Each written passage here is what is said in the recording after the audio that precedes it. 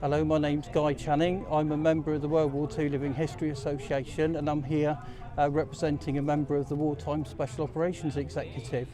They were tasked by Winston Churchill to set Europe ablaze, so they were aimed at going into occupied Europe to aid the resistance and also to help basically foster resistance and to foster chaos under the enemy. So that's what their job was.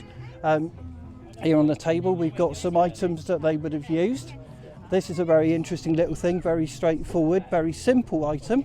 This is a coal trop, little metal plates slot together, designed for busting tyres on vehicles. That's a bit like the police use today. Indeed, yeah, yes. It's like a stinger. Now the idea behind that is you throw out 100 of these.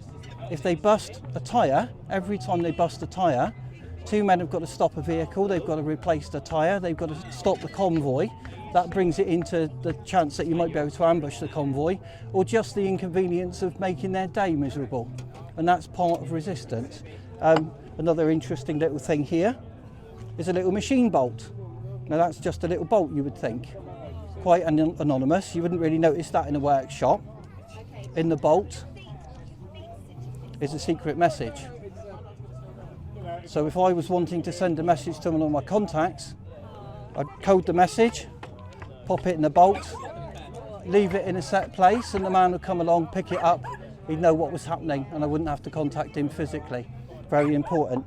This is a little mock radio. Now it's only a mock radio, but the type of radio they would have used during the war to send messages backwards and forwards, and also to listen to messages that were sent out by the BBC, and they were in code.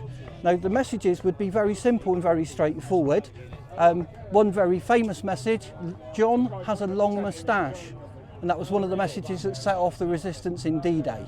So those sorts of messages that made no sense to people made sense to the people that wanted to listen and were waiting for those messages. That's a Morse key. That's what sends Morse code, ... and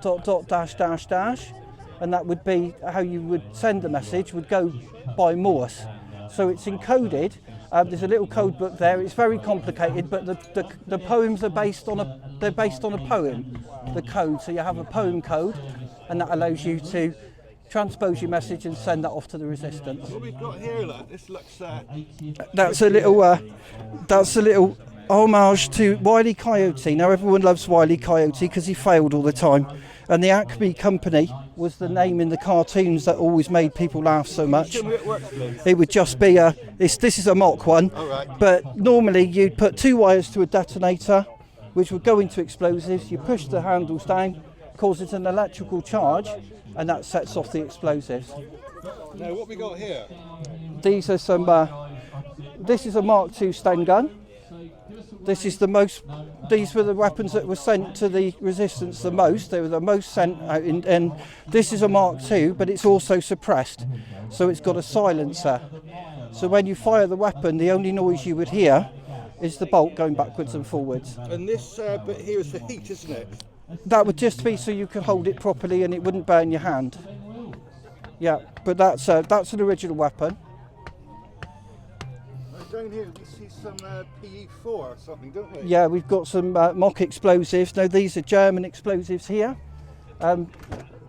These are British explosives. This is Nobel. This is number 808. That was a standard C4 explosive they used during the war. And this is a German explosive round. Now these are taped together just to make a bigger explosion. That would cut a rail line. That would easily cut a railway line. And they were set off with detonators, or they were set off with fuse, depending on which type of explosives you were using. So that would be a striker, so you'd light that with a match, and this would be electronically detonated, and basically they would be dropped in. And C4 explosive looks like marzipan. Same colour, it's yellow, and it's very, very soft, and it smells like marzipan as well. So that's an idea of what it would be like. Just some water carriers, and obviously to make it a bit French, we've got French bottles in there, and these are all dated. So yeah, they're all dated. That's a proper French brand, and you know, it's to dress it up and make a story, and it's a way of being able to tell people about the S.O.E. and what they did in Europe.